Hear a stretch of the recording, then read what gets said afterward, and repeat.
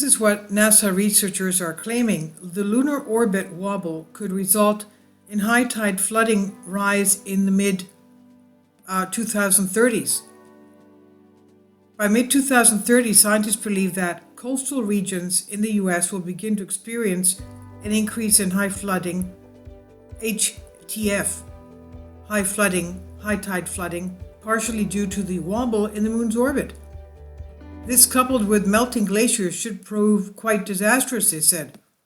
Now, in a NASA-led study published recently in the journal Nature Climate Change, researchers said that the planet's lunar cycle would exacerbate sea level rise, SLR, spurred by climate change in the coming years.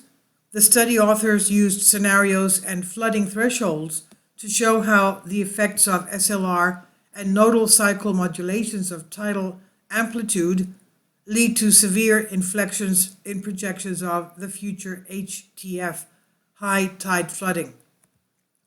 In addition, the research, which the agency said takes all known oceanic and astronomical causes of floods into account, said annual cycles and sea level anomalies could lead to seasons or months-long periods during which days of high tide flooding will cluster, resulting in critical frequencies of high tide flooding occurring during monthly or seasonal periods 1 to 2 decades prior to being expected on an annual basis.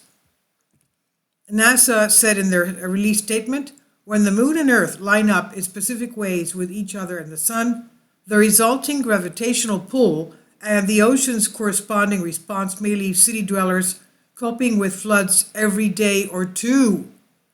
Every day or two, God forbid. While the high tide flooding or nuisance flooding is already an issue for coastal cities around the country, especially bordering the Atlantic Ocean, the impacts of rising seas has been comparatively minor in this decade.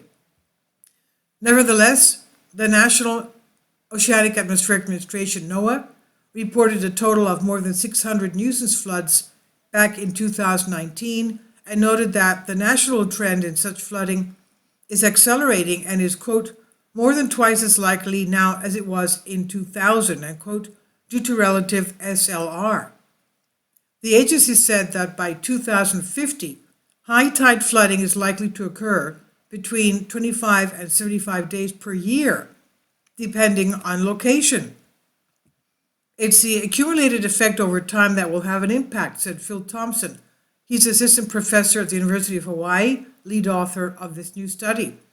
He said, but if it floods 10 to 15 times a month, a business can't keep operating with its parking lot underwater. People lose their jobs because they can't get to work. Seeping cesspools become public health issues.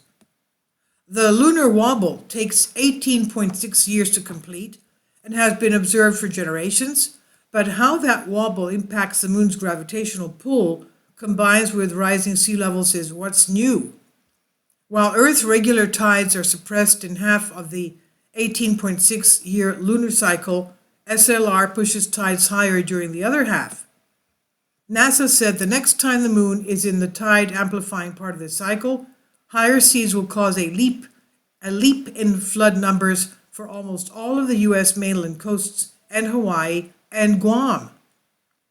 The scientists project results to 2080, revealing tipping points by studying 89 tide gauge locations in every coastal U.S. state and territory but Alaska, and using the flooding thresholds, astronomical cycles, and statistical representations of other tide-affecting processes like the Pacific Ocean's El Niño climate pattern.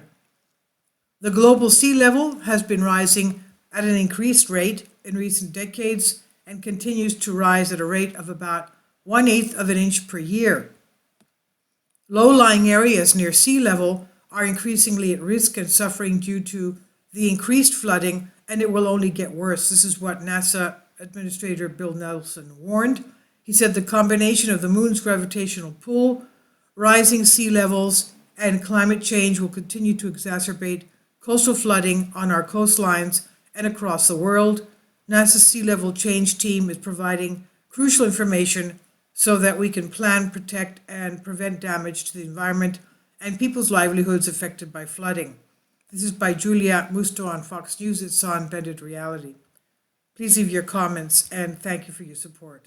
Finally, support my Patreon account. The daily posts are 5 videos daily, and they are totally different from what I have on my YouTube channel. Thank you so much for your support and that you find all my content so interesting. You'll find the Patreon account details in the description box below.